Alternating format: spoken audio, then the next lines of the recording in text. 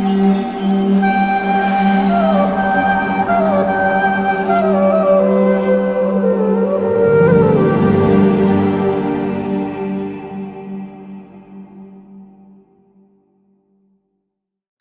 Krishna. Where is the wisdom we have lost in knowledge? Where is the knowledge we have lost in information? T.S. Eliot. We live in an age of information explosion. Almost century before this age, many decades before, T.S. Eliot is at that time lamenting the consequence of excessive information on knowledge and the consequence of excessive knowledge on wisdom. Let's try to understand how these three are successive and progressive. Whenever we take in data from the outer world, for example, we see something. So at that time, it is simply information. Then when we process it, connecting the patterns and make sense out of it, that becomes knowledge. But when we see that knowledge in the light of our broader life experience, in the light of other things that we know, so that we are able to arrive at a sound decision, that is when it becomes wisdom. So consider a person who has gone to a forest, who is lost in a desert, and that person who is lost in a desert is unable to focus on is dying because of thirst, not being able to focus on anything and desperately searching for water. And in the distance, this person sees, oh, there is that white strip over there. There must be water over there.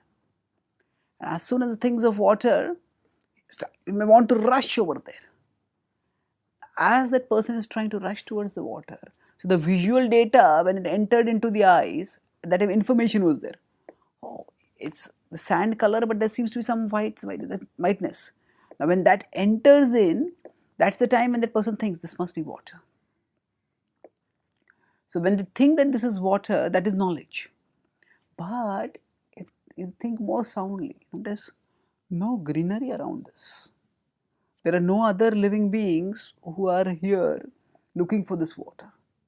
Is this really water or is it a mirage? So, that capacity to see the knowledge and process it in a way by which it helps us to make a wise decision, that is wisdom. So, wisdom is a more evolved stage of knowledge. Knowledge is often theoretical, wisdom is more internalized, more assimilated, more realized. Now, all three are needed at different stages in our life. We need information, we need knowledge, we need wisdom. But, it is wisdom that we need the most. And in a world today where there is information overload, information can also lead to titillation without any comprehension. Sometimes, say, a person starts watching a movie, and then they're watching a movie in a language which they don't understand. Then all that is happening is they're just looking at the visual patterns that are there on the screen. And sometimes small children, if their access to technology is not regulated, if they are given their iPads, and small 2-3 year children, they start spending their whole time hooked on to movies or hooked on to video games or whatever. And then when this happens, the children just get consumed. They're not understanding anything, but they're getting titillated and they're getting addicted. So when there is too much information load and there is titillation at the level of information, then we don't process further to the level of knowledge, leave alone to the level of wisdom. So the result of excessive information can be decreased knowledge and decreased wisdom. And this we see tragically today, and people who are phenomenally educated, they still succumb to self-destructive indulgences. They succumb to drugs, they succumb to suicidal urges, They have a huge load of information with them. They have a good amount of knowledge also.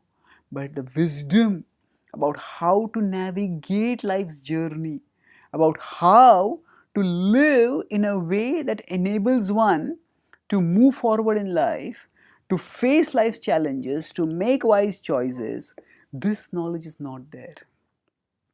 So we need to, how can we get wisdom?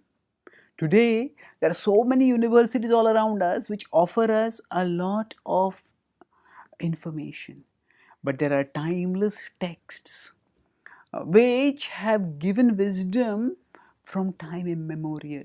The Bhagavad Gita is one such text. And the Bhagavad Gita tells that it is information alone cannot satisfy us. Knowledge alone cannot satisfy us. It is wisdom that will satisfy us. It's a combination of knowledge and wisdom. Jnana Vijnana Truptatma.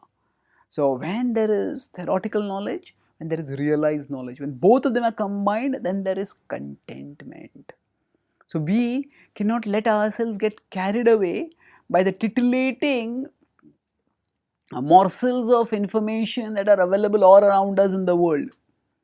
Now, nowadays with so many notifications, so many updates, so many breaking news coming up, we can just get swamped throughout our life in information. But there will be very little knowledge and far lesser wisdom.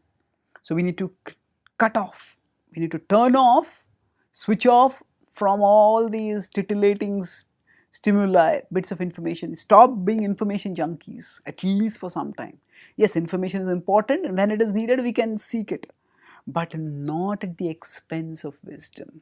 When we make quality time for studying timeless wisdom texts, and with those wisdom texts, we move forward and we will get a map for navigating our territory, navigating the territory of our life.